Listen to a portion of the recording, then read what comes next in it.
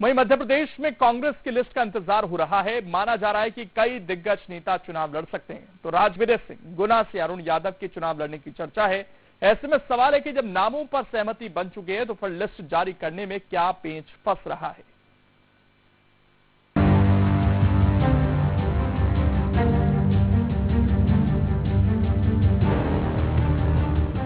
एक और नेता अपनी उम्मीदवारी का दावा करने लगे हैं, तो अभी भी मध्य प्रदेश में कांग्रेस की दूसरी लिस्ट जारी नहीं हुई है। कहा तो जा रहा है कि इस बार कांग्रेस के दिग्गज नेता मैदान में उतरेंगे।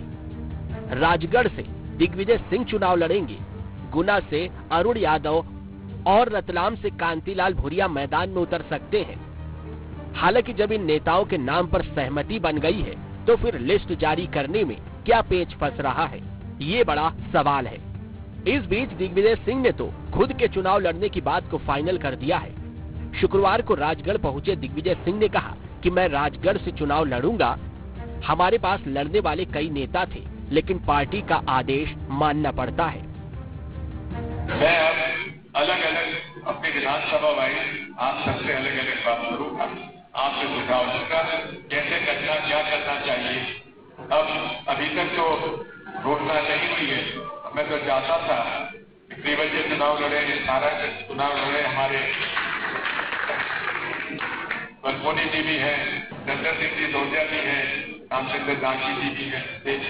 अभी सब लोगों के साथ हम लोग कोशिश कर रहे थे कौन लड़े, और हमारे पास लड़ने वाले थे, लेकिन पार्टी का जो आदेश होता है उसको मानना पड़ता है। अभी घोषणा तो नहीं हुई है, लेकिन वैसे मुझे बताया जाता है कि मुझे चुनाव लड़ना है। दरअसल गुरुवार को दिल्ली में केंद्रीय चुनाव समिति की बैठक हुई और माना जा रहा था कि कांग्रेस की दूसरी लिस्ट जारी हो सकती है। 7 राज्यों के 56 उम्मीदवारों की लिस्ट भी जारी हुई, लेकिन मध्य प्रदेश के नेताओं का कहीं नाम नहीं था। सीईसी की बैठक के बाद कांग्रेस नेताओं ने कहा था कि सभी नाम फाइनल हो गए हैं। इस बार कई दिग्गज नेता चुनाव लड़ेंगे। आज 100% टिकट मध्य प्रदेश के क्लियर हो गए हैं और सब जगह सर्वसम्मति से बड़े जो हमारे बिग लीडर है वो भी, और जो हमारे कार्यकर्ता यूथ है, हमने कहा था 50% से ज्यादा यूथ टिकट देंगे। हमने उस भावना का ध्यान रखा और हर जगह सबसे अच्छा कैंडिडेट कैसे हो, सर्वसम्मति से पार्टी ने निर्णय लिया है। आज रात को या कल सुबह डिक्लेयर हो जाएगा। जरूर मैंने कहा सब बड़े नेता जो विनिंग पॉसिबिलिटी सबसे ज्यादा रखते हैं वो सब लड़ रहे हैं।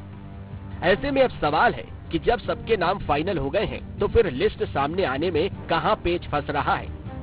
बीजेपी चुनाव के ऐलान से पहले ही अपने सभी 29 उम्मीदवार फाइनल कर चुकी है, तो कांग्रेस ने पहली लिस्ट में 11 उम्मीदवारों को मैदान में उतार दिया है, लेकिन अभी भी प्रदेश की 18 सीटों पर कांग्रेस पीछे रह गई है।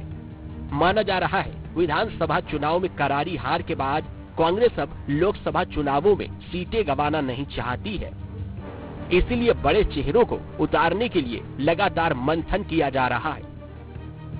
देखिए, मोटे तौर पर लिस्ट की तो ये कल से खबर आ रही है और संभवतः है कि इस लिस्ट में हो सकता है कोई एकाध वरिष्ठ नेता ऐसा हो जो सोच रहा हो कि उसको वो ना चुनाव लड़े। संभवतः ये कारण होगा या उनकी कोई रणनीति ऐसी रही होगी। तो मुझे लग रहा है कि लिस्ट तो लगभग फाइनल है, इसमें चर्चा भी है और इसमें से कुछ लोग क्षेत्र में काम भी करने लगे हैं। लेकिन फिर भी इस बार कांग्रेस हर कदम चूंकि फूंक करके उठा रही है, तो संभवतः उन्होंने फिर एक आध दिन इसको लेट की है, लेकिन फिर भी उम्मीद की जा रही है कल तक आ जाना चाहिए लिस्ट। हालांकि कांग्रेस बड़े नेताओं की बात तो कह रही है, लेकिन कई नेताओं ने चुनाव लड़ने से हाथ खींच लिया है, तो पार्टी छोड़ने का भी सिलसिला लगातार जारी है।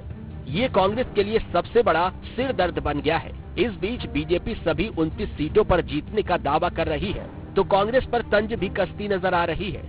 सीएम मोहन यादव ने मंडला में कहा है कि कांग्रेस की दुकान खाली हो गई है, सब आए जा रहे हैं। दुर्भाग्य बात, आपके अपने मंडला के लोकसभा में कांग्रेस के उम्मीदवार बड़ा दुर्भाग्य के साथ कहना पड़ रहा है।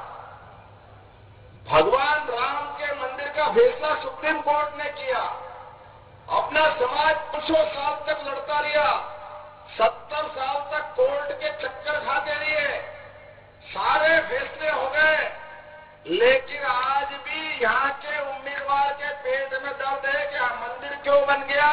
बोलो, आप तैयार हो ऐसे नादान आदमी के लिए जो उम्मीदवार करने के लिए यही आदमी मिला, और कोई मिला ही नहीं। बड़े अभागे कांग्रेस वाले। ऐसे में जब कांग्रेस का कुनबा दरकता जा रहा है तो फिर कांग्रेस की मुश्किलें बढ़ती नजर आ रही है और वो सियासी समीकरणों को साध कर हर गुड़ा गणित सेट कर उम्मीदवारों का ऐलान करेगी। हालांकि पार्टी की ओर से कहा गया है कि लिस्ट में देरी हो सकती है। कांग्रेस की लिस्ट अब होली के बाद आएगी। फिलहाल देखना होगा कांग्रेस पार्टी किन नेताओं पर दांव लगाती है और किसे कहां से उम्मीदवार बनाती है। Team news state.